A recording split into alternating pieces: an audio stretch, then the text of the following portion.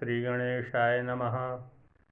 वंशे विभूषितकरानवनीरदाभात् पीताम्बरादरुणबिम्बफलाधरोष्ठात् पूर्णेन्दुसुन्दरमुखादरविन्दनेत्रात् कृष्णात् परं किमपि तत्त्वमहं न जाने।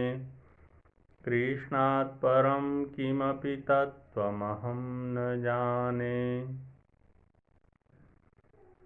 मैं वेंकटेश शर्मा, सहायक प्राध्यापक, गुरुकुल संस्कृत महाविद्यालय बैरगनिया सीतामढ़ी, आज की ऑनलाइन कक्षा में उपशास्त्री प्रथम खंड के विद्यार्थियों का हार्दिक स्वागत करता हूं।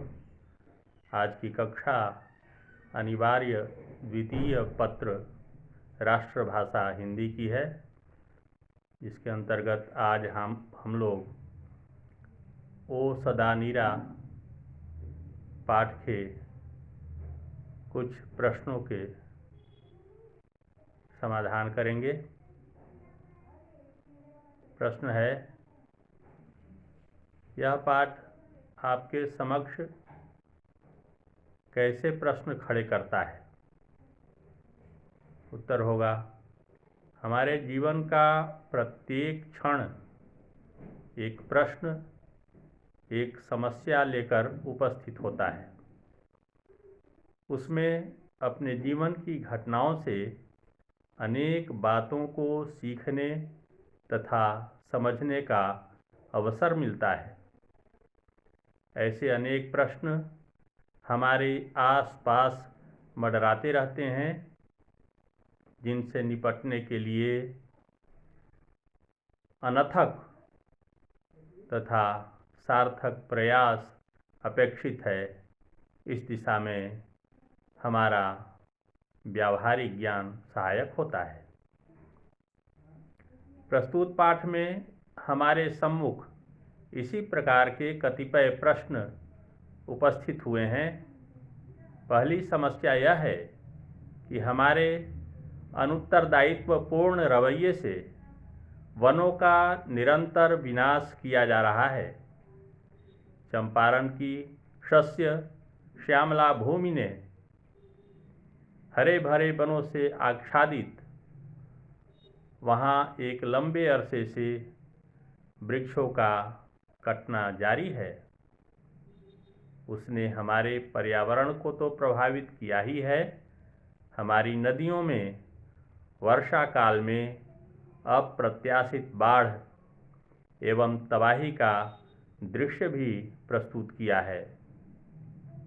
वृक्षों के क्षरण से उनके तटों में जल अवरोध की क्षमता का ह्रास हुआ है।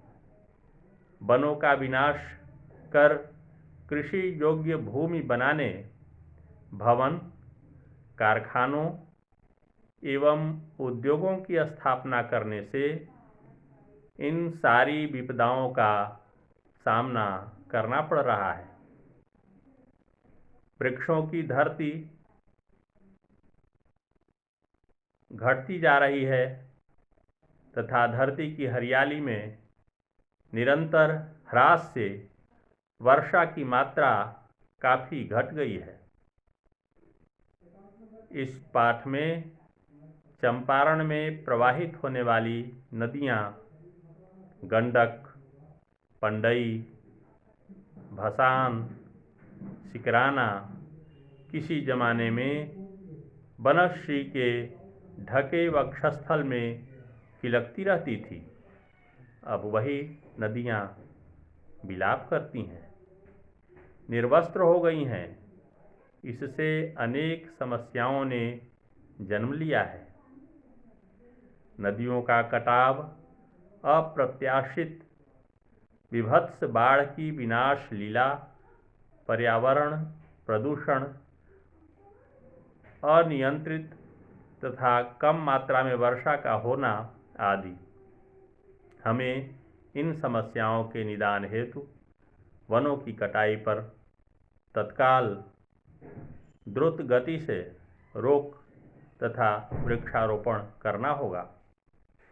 सौभाग्य से गंडक घाटी योजना के अंतर्गत सरकार द्वारा नहरों का निर्माण कर गंडक को दुर्वस्था से मुक्ति दिलाने का प्रयास किया गया है। इसी प्रकार की अनेक योजनाएं अन्य नदियों के साथ भी अपेक्षित हैं। अगला प्रश्न है, अर्थ स्पष्ट कीजिए। वसुंधरा भोगी मानव और धर्मांध मानव एक ही सिक्के के दो पहलू हैं।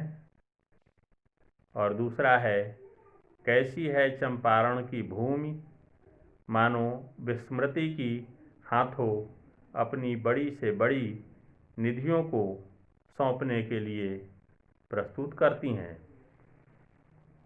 पहला है,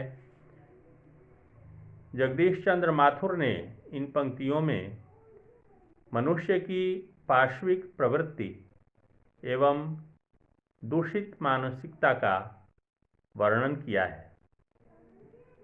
मानव ने बड़ी ही निर्ममता से धरती के ऊपर अनेक अत्याचार किए हैं।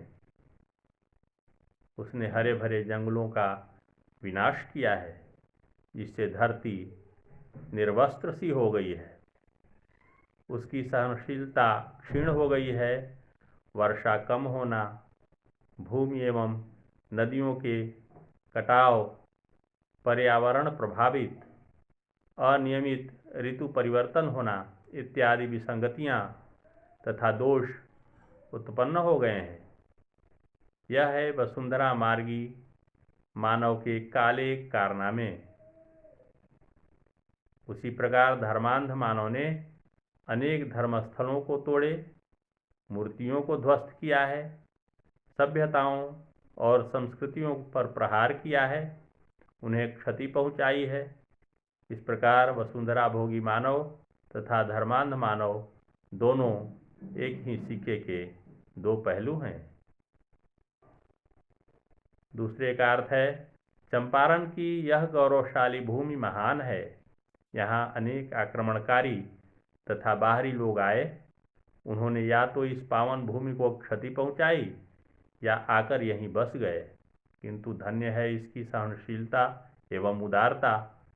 इसने इन सब को भुला दिया, क्षमा कर दिया। ऐसा प्रतीत होता है कि इसने विस्मृति के हाथों अपनी बड़ी से बड़ी निधियों को सौंप दिया। इसने किसी प्रकार का प्रतिकार नहीं किया, स्वयं को उन आतताइयों के हाथों समर्पित कर दिया, उन्हें अपनी निधियों से समृद्ध कर दिया। इस प्रकार आज की कक्षा समाप्त होती है। धन्यवाद।